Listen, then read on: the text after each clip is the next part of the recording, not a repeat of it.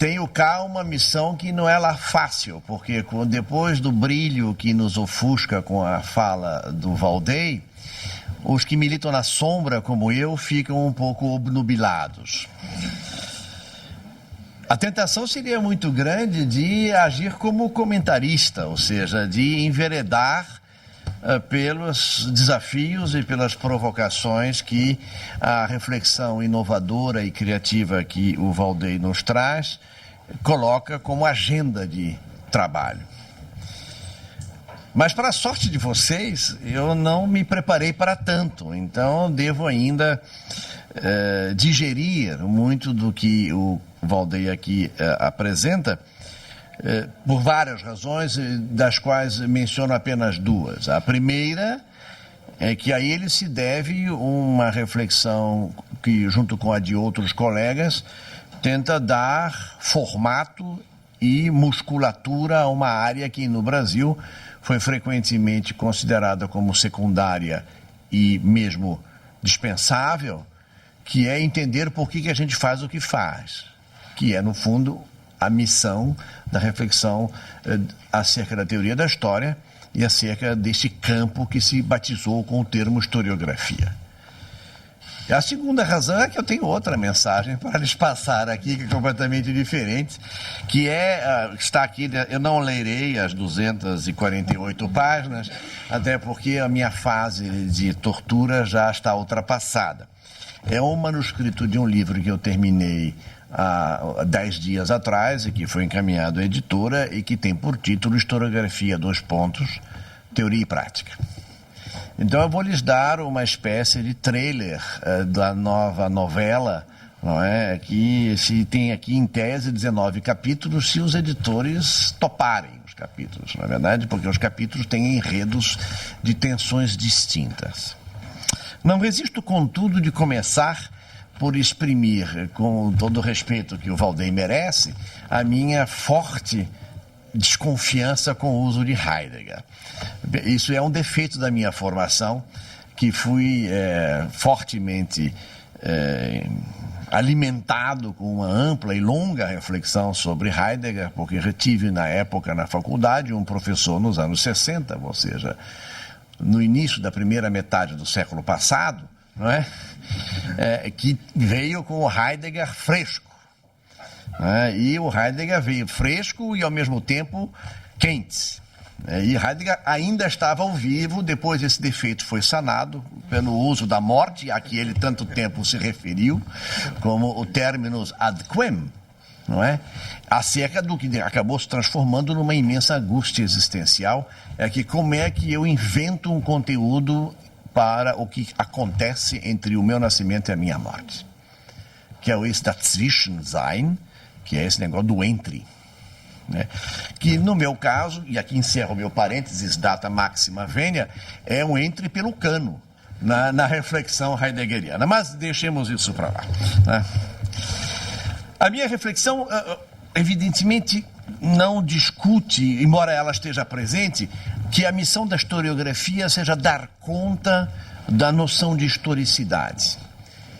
Para mim, a noção de historicidade, a consciência da historicidade e a vivência da historicidade é uma constante antropológica pressuposta. Todos que produzem trabalhos de historiografia supõem que a pesquisa que realizam, o material com que lidam e a escrita que produzem só possuirão sentido para ele próprio, autor, e para os seus eventuais interlocutores, se supuser uma base comum de reflexão que se exprime, no caso da maestria do tempo ou de sua domesticação, uma historicidade comum. Nesse aspecto, eu creio que, com respeito às demais ciências sociais, a história tem uma vantagem teórica. É que ela lida com uma corda que é própria à natureza mesmo do ser humano.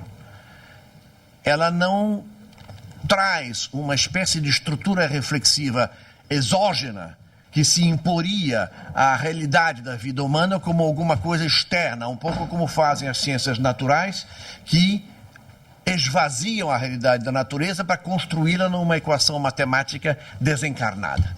A história não tem como fazer isso. Então, a conexão clássica que sempre se defendeu entre teoria e prática, na história e na historiografia, é natural e espontânea. Aliás, a historiografia não teria como se produzir se não houvesse o seu enraizamento numa conditio sine qua non, que é de que a gente é o que é. E que a primeira grande preocupação que nós possuiríamos é entender por que raios eu sou do jeito que sou. É certo que a filosofia, quem sabe a teologia e muitos outros produzem respostas análogas. E por isso lidam com essas 3 ou 4 categorias reiterativas, como história, historicidade, temporalidade, consciência do tempo, consciência histórica, cultura, como referenciais de ancoragem, a expressão é muito bem utilizada, dessa necessidade que parece ser espontânea de segurar o tempo para que eu não me perca no vórtice em que o tempo me projeta. Concordaria no limite nessa noção de propriedade e impropriedade, uma vez que a noção mesma de tempo é uma noção indecidível. Que ela seja uma forma a priori da percepção, como Kant nos impõe, ou que ela seja uma forma de a gente qualificar o fato que há ontem, hoje e amanhã, para o efeito prático, eu acho que isso é irrelevante, uma vez que nós não temos critérios para tomar a decisão. Então, tomamos a decisão postulatoriamente. O tempo é, e a historiografia o grafa. É interessante porque a ação humana inscreve a racionalidade no agir e, com isso, grafa a história no tempo. E a historiografia inscreve essa racionalidade inscrita no tempo de forma escrita. Ela extrai de volta. E, sobretudo, quando o tempo passou.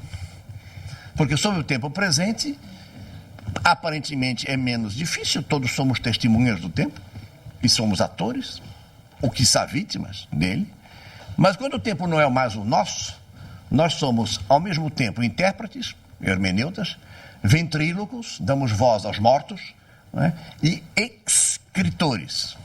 Mas da inscrição do ontem, nós escrevemos no hoje, e não resta mais remota dúvida, isso se transcreve para amanhã. Na medida em que, como num dos meus capítulos ao falar sobre a historiografia brasileira contemporânea, eu acabo transcrevendo para amanhã uma proposta que eu escrevi do que foi inscrito e qualifico certos historiadores ou pré-historiadores brasileiros nas categorias de desbravadores, pioneiros e profissionais, sendo que nessa terceira categoria eu acho que todos nós nos sentiríamos à vontade.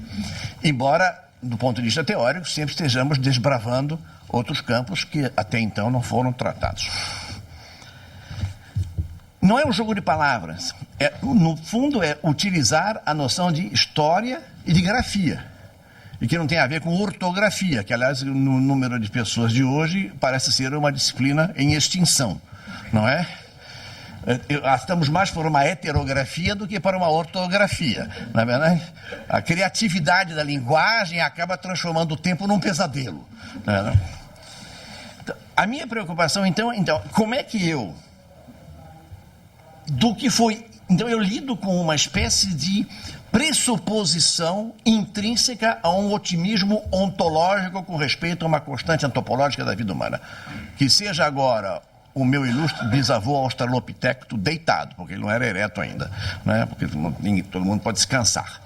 E seja o camarada que trabalha com Twitter e tem 2 polegares ativíssimos no teclado, que é graças a Deus houve o desenvolvimento do polegar, senão nós estávamos muito mal, não é verdade?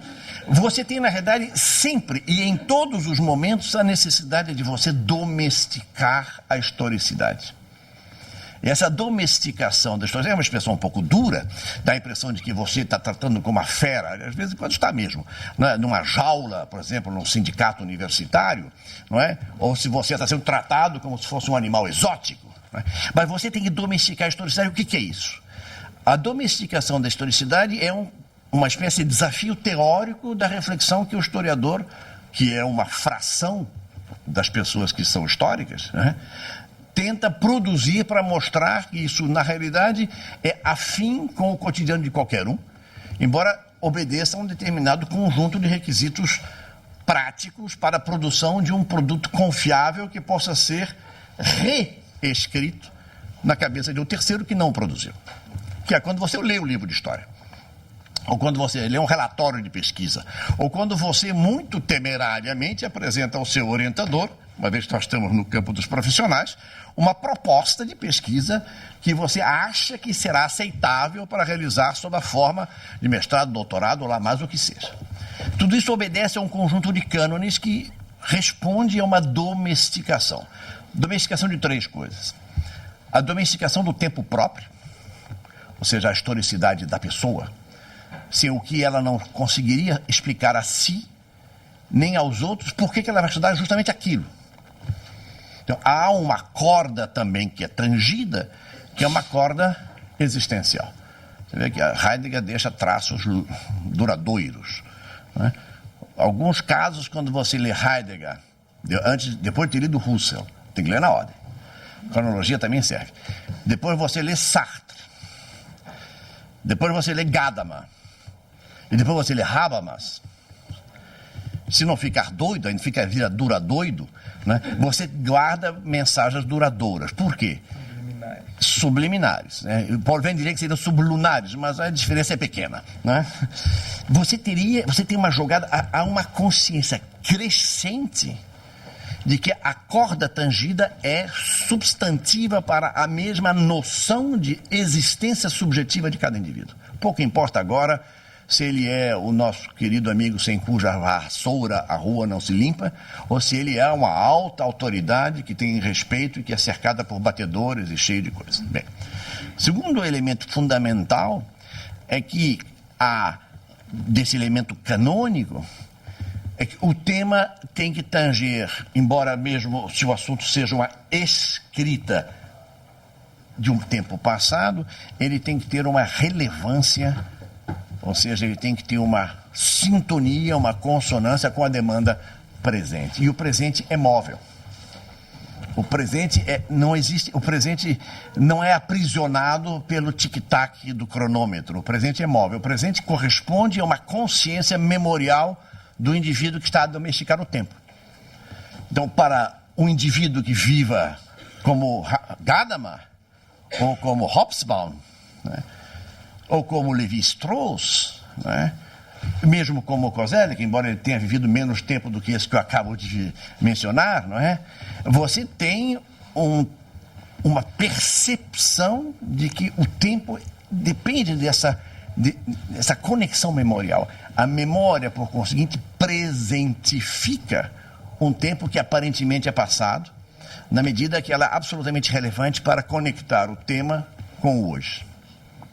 E depois você tem um terceiro elemento canônico, é que você só faz isso, aparentemente, e me parece assim uma espécie de cláusula do pacto historiográfico, você só faz isso porque o projeto é resolver um enigma.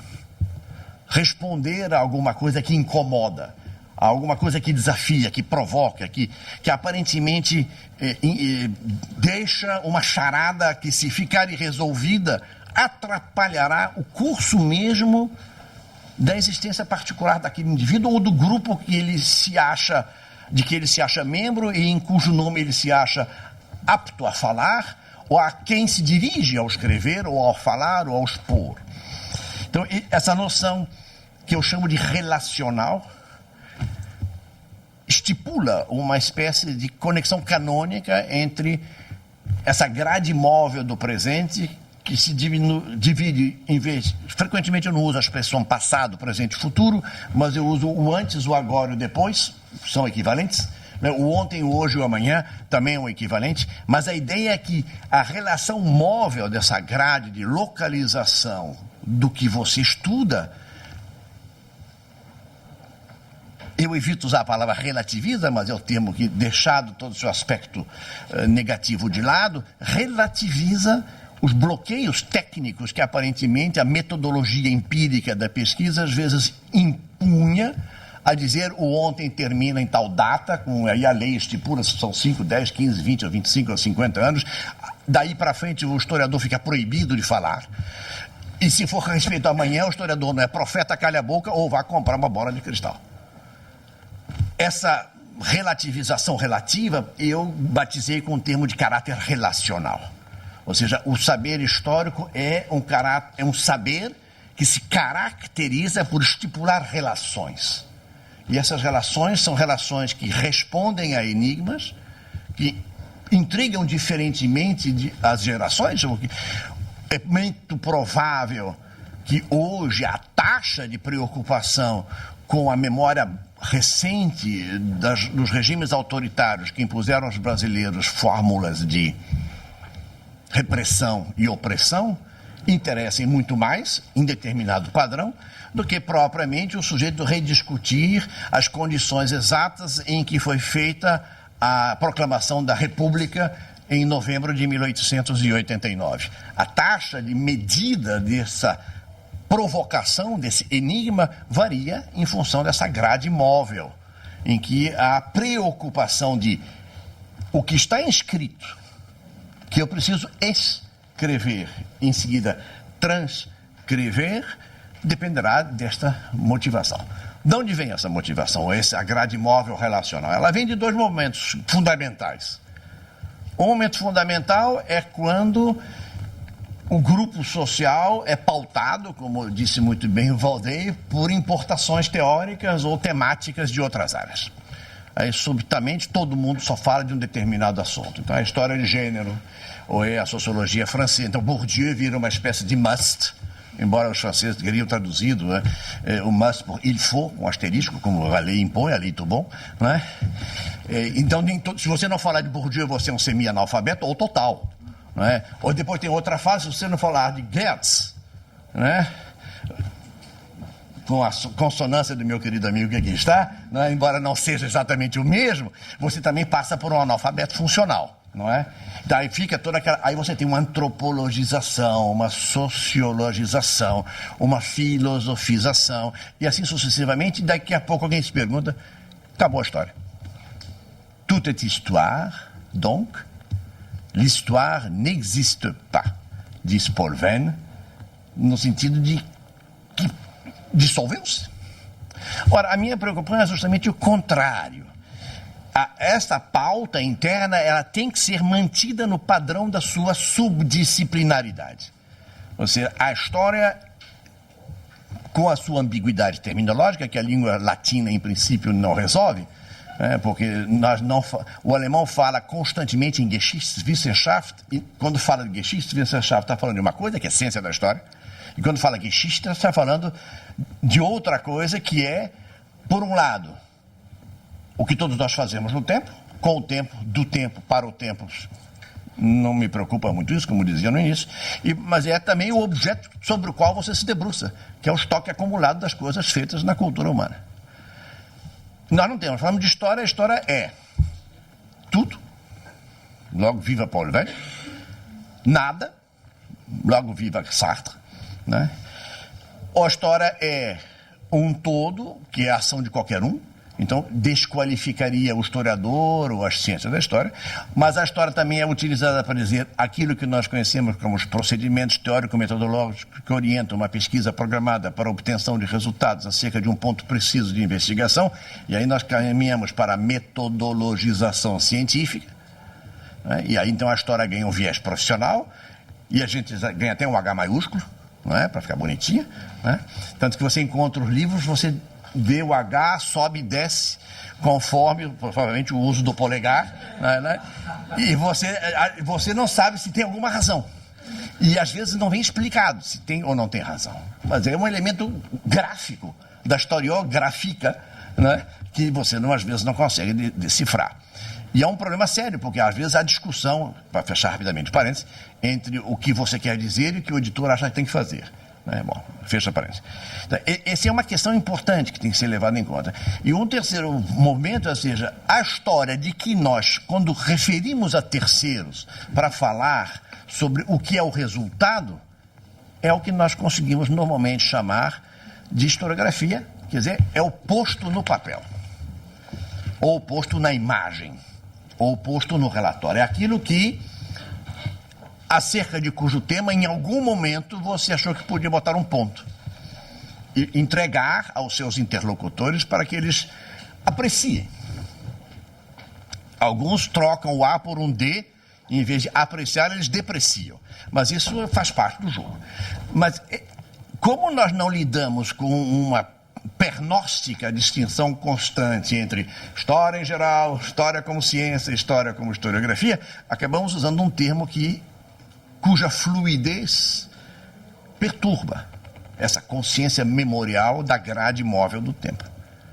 Porque isso é como se faz, diga-se de passagem, em italiano é a mesma coisa, em espanhol é a mesma coisa, em francês é a mesma coisa, em romeno, eu tive que aprender um pouco de romeno por causa de uma tese que eu tive que ler, em romeno é a mesma coisa, em inglês é parcialmente a mesma coisa, porque o inglês também acha pernóstico falar de historical science, ou de historical sciences no plural, e depois foram os que inventaram a noção entre history e story. Então, a qualificação terminológica, que pode parecer um pouco pernóstica, é, na realidade, uma maneira de você definir os ingredientes que entram na receita dessa grade móvel. Então, essa é uma... Então, quando eu me refiro à historiografia, eu procuro me restringir ao estoque da acumulação cultural do produto profissional de historiadores ou das obras de autores que, conquanto não qualificados como historiadores em suas greys de origem, são, no entanto, tidos pelos historiadores de hoje, esse hoje é hoje, como pode ter sido ontem, como pode ser amanhã, como absolutamente incontornáveis para a compreensão do produto historiográfico de hoje. Querem um bom exemplo? Leiam o livro do Fernando Nicolazzi, que lida com Gilberto Freire. Como há outros. Aproveito que ele está aqui, então a gente cai bem e tal, negócio elegante e tal. Mas faço, sinceramente, ele sabe a razão. Né? Então, essa é uma pseudo-circunscrição do campo. Porque, na realidade, ele, na teoria famosa da história que aconteceu quando eu fui convidado com o professor Antônio Edmilson Martins em Recife, há uns anos atrás, que acaba de ser publicado pela Fundação Joaquim Nabuco, lá do Recife, né, pela editora Maçangana, né, a teoria dos mourões e das amebas. A expressão é um pouco curiosa. Ou seja, nós nos contrapusemos contra a liberação geral de quaisquer vínculos teórico-metódicos que contratassem esse caráter relacional do produto historiográfico, e eu propus que se estabelecessem mourões. Ou seja, o campo não é necessariamente sempre o mesmo, mas a cada vez que você vai propor um produto historiográfico à leitura de alguém, você precisa dizer a esse alguém em que campo você está lavrando o terreno. Você não pode dizer, eu estou lavrando a Via Láctea inteira, porque ninguém acredita nisso. Quem acredita realmente não está fazendo, para mim não está fazendo historiografia, pode estar fazendo outra coisa, não está proibido, mas historiografia não seria. Então você faz, quando você vai cercar um lote, ou uma data, como dizem no Paraná, né, você coloca uns pedaços de pau e passa lá um fio de arame e diz, olha, eu vou vir, aqui do lado ali é o colega sociólogo, ali é o antropólogo, ali é o filósofo, ali é o teólogo, aqui é o economista, e aqui sou eu, historiador. Não brigo com os vizinhos, mas eu não me confundo com os vizinhos. Então, é uma missão constante. Uma missão constante que, para mim, gira em torno de escolhas temáticas. E essas escolhas temáticas que permitem você plantar os mourões que um dia mudam. Reparem agora o retorno da biografia histórica. Não é? Teve um momento em que fazer biografia parecia ser uma espécie de crime contra o bom senso, você estava se tornando cúmplice de uma espécie de neo-agiografia política do Estado Nacional, que representava a construção de um estamento excludente de setores em função de um projeto particular, que é utilizado em diferentes ciências para qualificar a história nacional, sem que ninguém ponha em dúvida a história nacional. só troca depois do protagonista, né? Quando você fala da história que vem de baixo, a história dos marginados, a história dos excluídos, o umbilicalismo centralizante da minha própria beleza irresistível, não a minha, mas do meu país ou da minha sociedade, constrói uma espécie de função agregadora. O tema é esse. Então a biografia, se for fazer a biografia, lá sei eu, de Deodoro da Fonseca, ou lá sei eu, do Visconde de Cairu, para pegar o mesmo exemplo, parece que se está cometendo uma espécie de pecado grave historiográfico. Isso perde sentido quando a pessoa, lembra-se da famosíssima biografia, que não é propriamente uma biografia de Lutero, de Lucien Febvre, aquilo não é Lutero, ou não é a representação digamos assim, do supra-sumo geográfico de um personagem grande. Aquilo é, na realidade, o uso de um exemplo para mostrar o que é um ambiente social, qual é o jogo das tendências que construíram aquele espaço e sob que condições foi possível que esse indivíduo tivesse tal projeção nesse momento e, por conseguinte, tivesse a si atribuídas por diferentes gerações de pessoas qualidades excepcionais em função de diferentes coisas, uma vez que Lutero não foi chefe de Estado de coisa nenhuma. Então, a umbilicalidade socionacional é uma doença infantil da historiografia depois de ela ter se consolidado num momento que foi do século XIX como um momento muito associado à construção dos projetos nacionais. Aliás, é uma expressão que na historiografia da América Latina, muito particularmente na historiografia de língua espanhola, não é? É fundamental para entender como se estuda o século XIX. Los proyectos nacionales. É uma categoria sem a qual a maior parte dos historiadores hispanohablantes da América Latina não conseguiria se referir ao século XIX. E é muito interessante isso, e que eu aprendi ao trabalhar naquele grupo que produziu o livro que o Fernando citou no início. Um segundo elemento da grade móvel é que os temas, como no caso que eu dei pelo exemplo da biografia, pode ser política, mas a biografia histórica, né, é que os temas voltam. Ou seja, a delimitação do campo não é de uma vez por todas. E concordo muitíssimo com o que disse o Valdem, não há a história, nem a metodologia.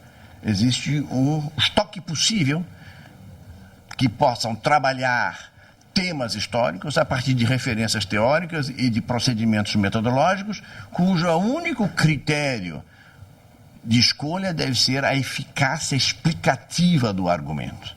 Ou seja, quando eu me debruço sobre o tema, esse tema tem que estar, no meu entender, suficientemente, se quisermos, o que foi inscrito no tempo passado pela ação das pessoas tem que ser escrito, no sentido de extraído do seu grifo, para poder ser transcrito como uma explicação que seja aceita amanhã sobre essa preocupação do hoje. Então, é por isso que os temas às vezes voltam, né? E voltam não porque aí o pessoal fala de resgate, não é? Ele fala do retorno de Martin Guerre, né? Quer dizer, no fundo é porque a questão incomoda a domesticação da historicidade existencial do indivíduo naquele momento de novo. E se nós tivermos um pouco aí a experiência de acompanharmos o fluxo da produção, justamente do que se chama de história da historiografia, já há estudos muito interessantes, comparativos, que analisam como é que foi o modo de responder a essa questão sobre o mesmo assunto com 50 e 100 anos ou mais anos de intervalo na sequência temporal. Os exemplos, eu sou, na realidade, muito mais um europeísta do que um brasilianista, eu sou carioca, mas isso é um defeito que eu não posso corrigir, né? Mas o conflito franco-alemão, que é um conflito histórico, e que em determinados momentos foi um conflito histérico, né? E em outros momentos foi um conflito de histérico passou a bélico. Ele teve sua historiografia, né? Digamos, para não chegar muito para trás, e sobretudo porque no período napoleônico não havia Alemanha. Havia a Prússia e havia um remanescente do Sacro Império Romano Germânico, Havia uma miríade, uma espécie de mosaico de principados, ducados e baronatos, né, que um belo dia se transformaram na Alemanha de 1871, no mês de janeiro, na Galeria dos Espelhos de Versalhes. Mas o modo historiográfico como que se lida com os, digamos, o grande embate no período napoleônico, o grande embate antes de ser franco-prussiano, o embate prussiano-austríaco, logo antes da Guerra Franco-Prussiana, né, que levou à famosa decisão pela solução micro-alemã, entre aspas, e não macro-alemã, que seria o Império Alemão em que estivesse não apenas a Prússia e os demais mosaicos, mas também a Áustria e a Hungria de carona, mas sobretudo a Áustria. Essa foi a solução que terminou em Königgrätz. Aí você tem o conflito franco-prussiano, segundo grande momento do conflito franco-alemão. Terceiro grande momento do conflito franco-alemão, Primeira Guerra Mundial. Quarto grande conflito franco-alemão, embora já não seja só entre franceses e alemães, mas esse conflito é fundamental porque transforma o Rio Reno em fratura, quando o Rio Reno sempre foi pensado como linha de contato, né, que é a Segunda Guerra Mundial. E você tem os intervalos. Então, quando você estuda as historiografias que trataram desses quatro grandes momentos e dos interregnos, por exemplo, o conflito franco-alemão nos anos 20 e nos anos 30 é uma imensa e magnífica teoria histórica do modelo fascista contraposto ao modelo democrático, em que muito menos ingleses ou americanos se manifestam do que alemães e franceses. Você tem várias versões, como eu disse, colocar a minha delimitação por mourões não expulsa o vizinho, não é? Embora o Edmilson sempre achou isso muito bizarro, mas enfim, deixemos isso para lá. Então, esses quatro grandes momentos são fundamentais e você vê que as questões são as mesmas, como no espaço europeu, acerca de cuja consciência a noção de comum, de constante antropológica, de uma determinada forma de historicidade cultural, que é ser europeu, que é uma matriz categorial e valorativa imensa que contamina ou que se espalha, inclusive por nós, não é verdade? Porque creio que nós não conseguiríamos conversar aqui em Tupi ou em Guarani, né? Se houver alguém, não se dirija a mim na língua, porque eu não saberia dizer uma palavra de volta, exceto alguns termos da língua portuguesa clássica, né? Mas essa construção, quer dizer, esse contágio matricial, pertence à forma mediante a qual as pessoas são gradualmente domesticadoras do tempo. E aí a questão se o tempo é dentro e fora, para mim continua sendo irrelevante e não produtiva. Porque eu preciso dar conta disso. E aí eu contraponho uma questão seguinte: por mais que nós reflitamos filosoficamente num processo de elevadíssima capacidade abstrativa com respeito às condições empíricas da vida concreta, nós não conseguimos suprimir a vida concreta. Não há como. Ou seja, se o homem pode amanhã fazer rigorosamente o contrário daquilo que foi feito até que ele surgisse, ele não terá surgido se alguém não tivesse feito alguma coisa. Até do ponto de vista meramente fisiológico. Não é verdade? Então, você nunca nasce num mundo sem história. A nossa condição humana não tem nenhuma noção do que seria um mundo sem história, não consegue ser num mundo sem história e não consegue imaginar um mundo sem história. Nem pelo recurso à abstração mais sofisticada que possa ter. Na medida em que uma projeção imaginativa é sempre um ponto de interrogação.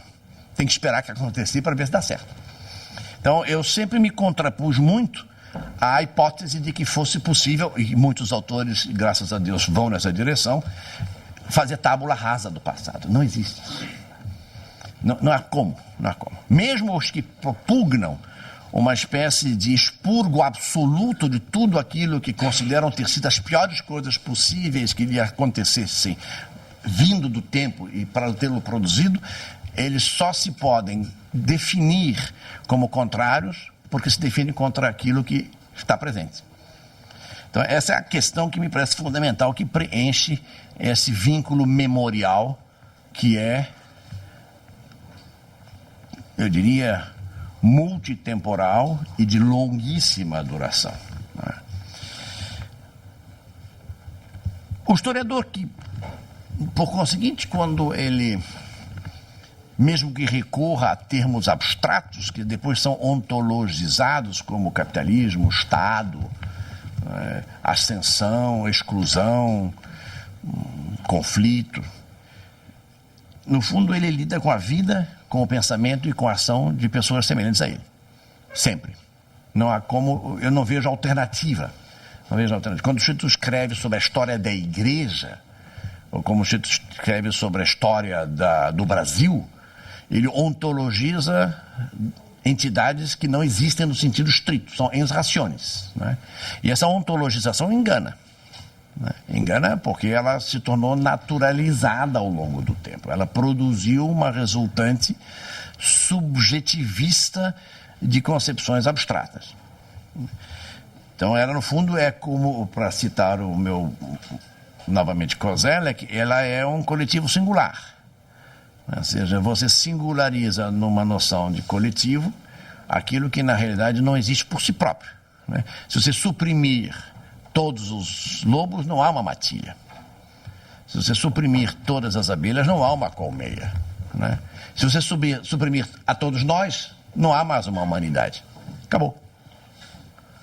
Então é importante ter presente que o campo historiográfico necessita de um produto ativo em que a pessoa tenha consciência da estrutura preenchida do tempo passado.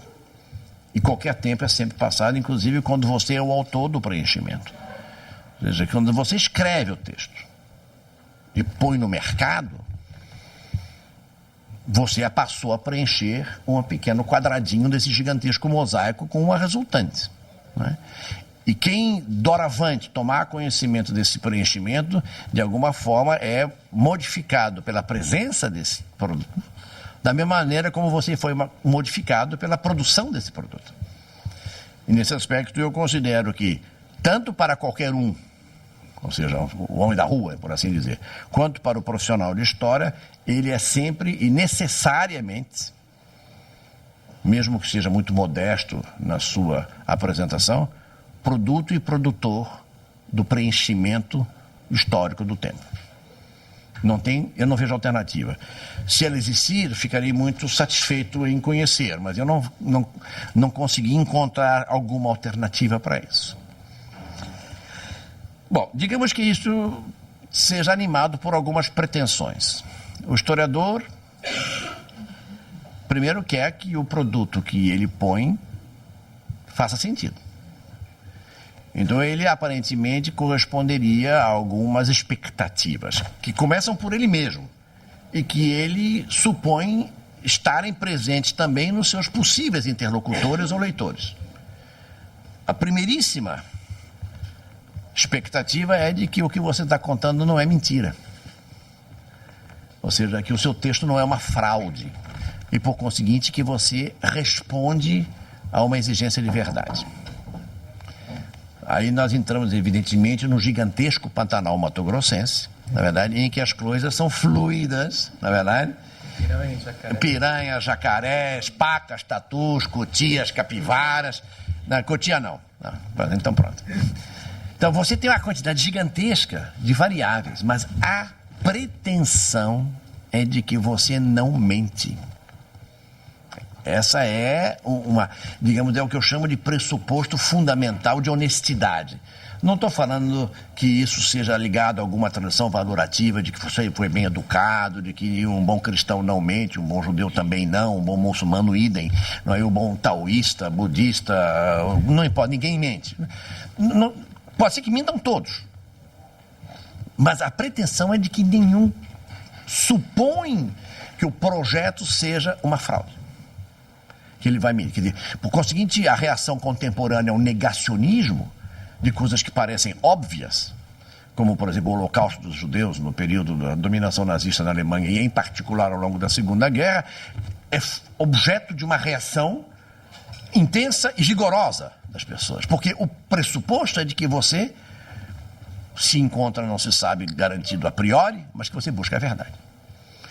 Há modulações pantanosas. Então, você fala de plausibilidade, veracidade, verossimilhança. Aí a língua te promete ou te fornece, não é, o estoque de variações em torno de um moto perpétuo, uma espécie de paganinismo linguístico em torno do abacaxi da verdade.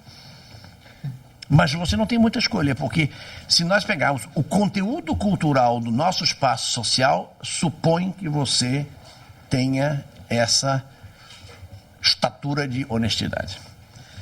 Como é que você consegue fazer entender isso a quem te ouve ou a quem te lê? É um outro tema que eu trabalho nesse meu bagulhete aqui, é a racionalidade.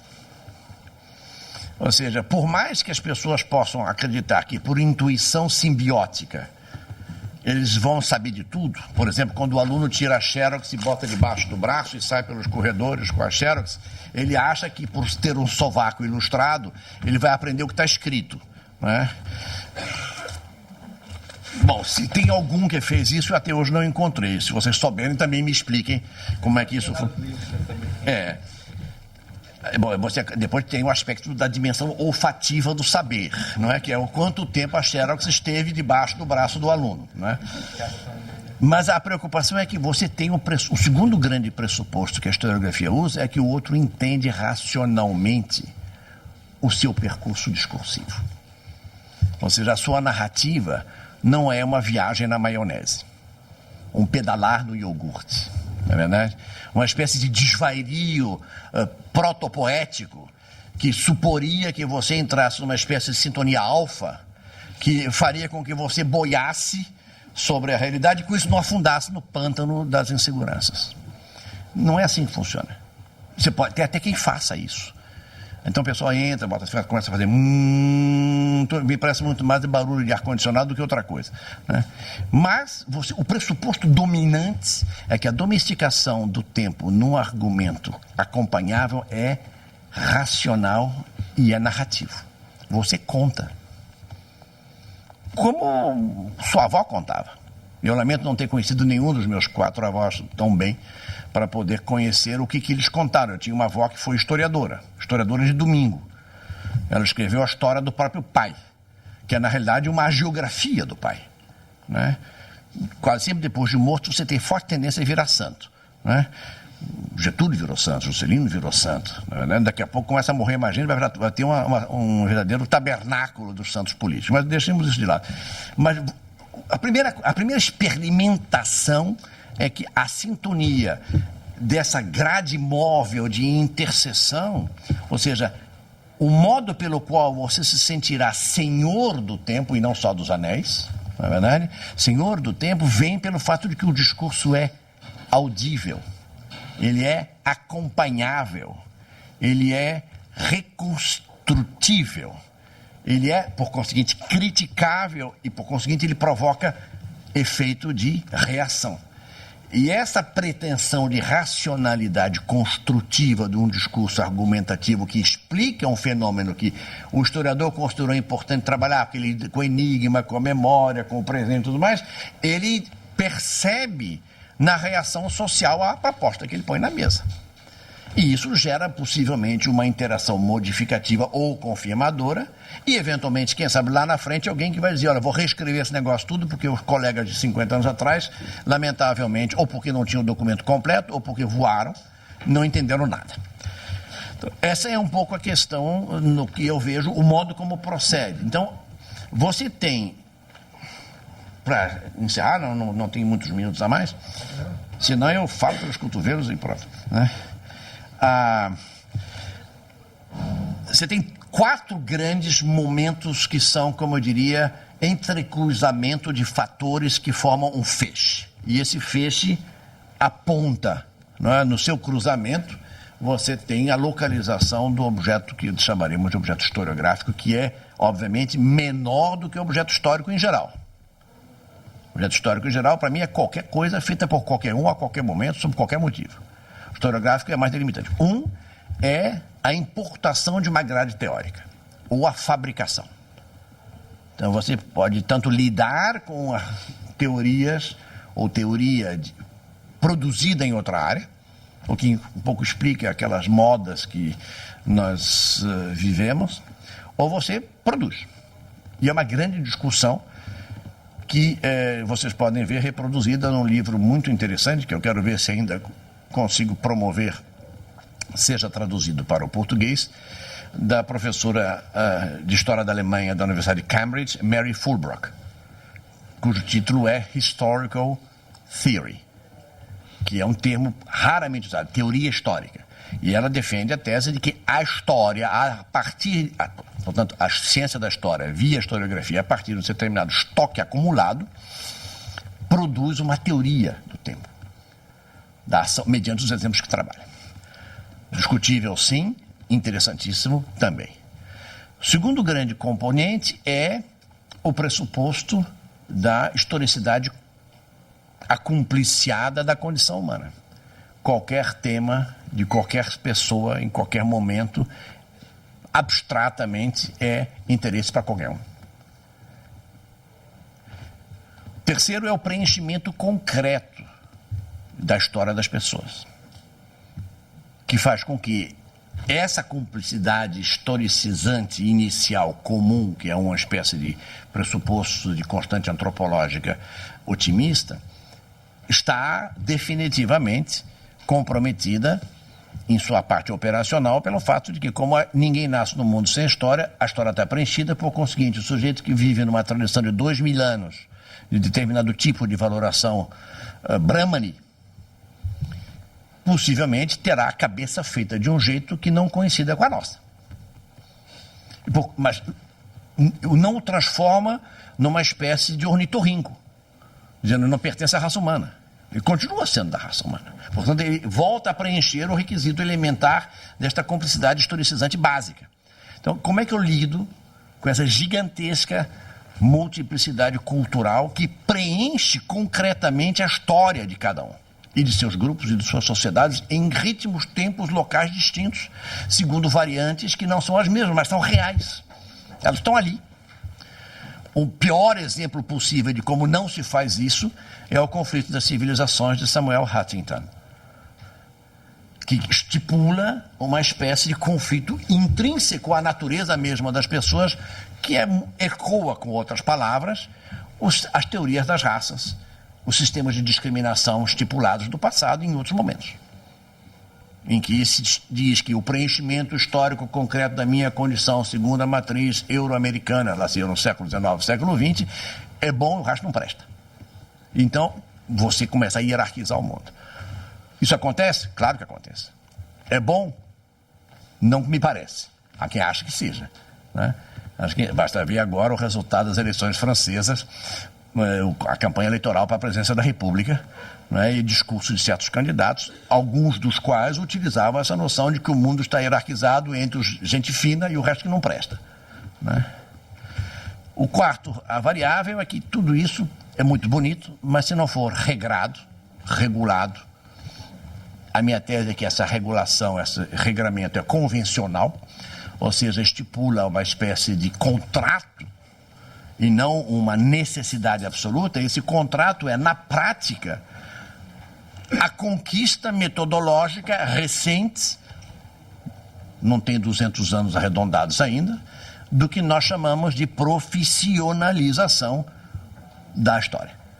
Ou seja, o cânone metódico, prático, concreto, que estipula como você produz a organização de uma pesquisa, como você organiza a sustentação do seu raciocínio, como você monta a lógica argumentativa do seu raciocínio e, por conseguinte, como você conclui pela explicação do assunto que inicialmente foi a sua dúvida, o seu enigma, a sua charada.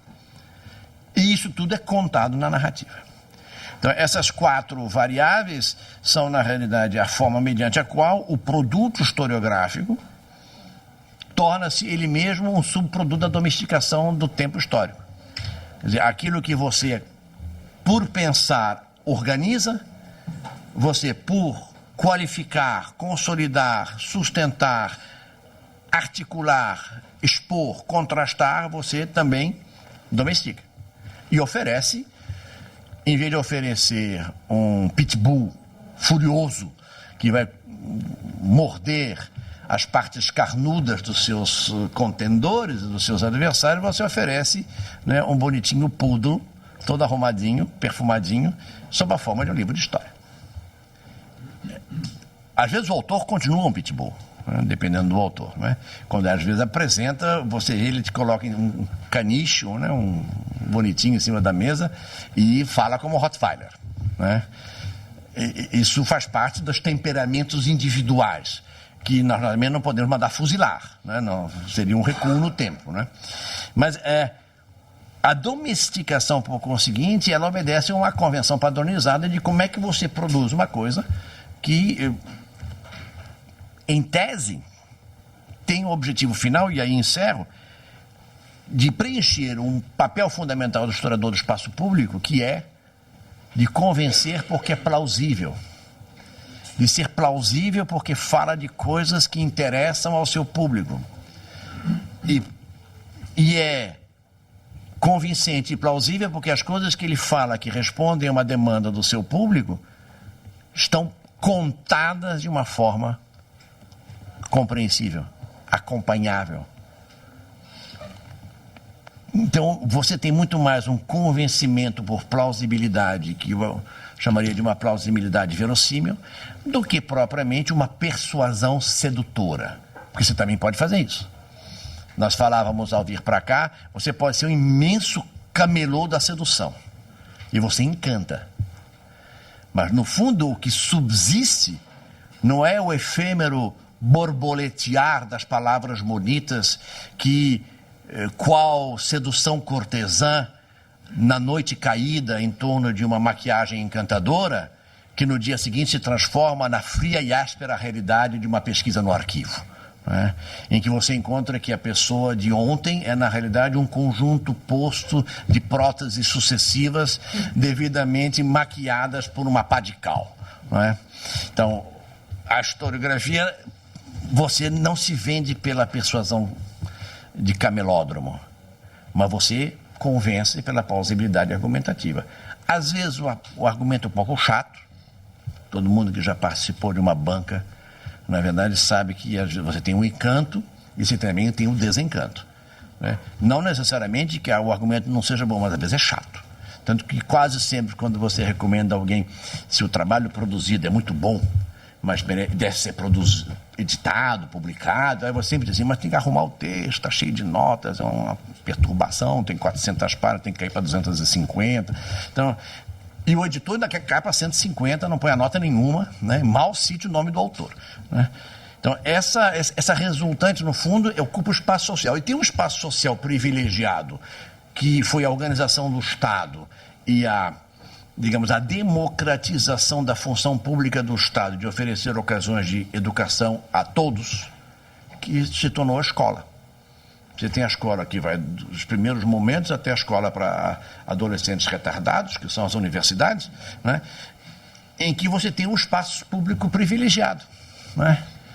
Em que o historiador, mas como os outros também, eles têm uma penetração no espaço social com um elevadíssimo grau de interlocução responsável com o público, e que acaba sendo uma espécie de monumental câmara de repercussão, a partir de cuja produção, elaboração, reflexão, inovação, se renova a área. Essa e outras, né?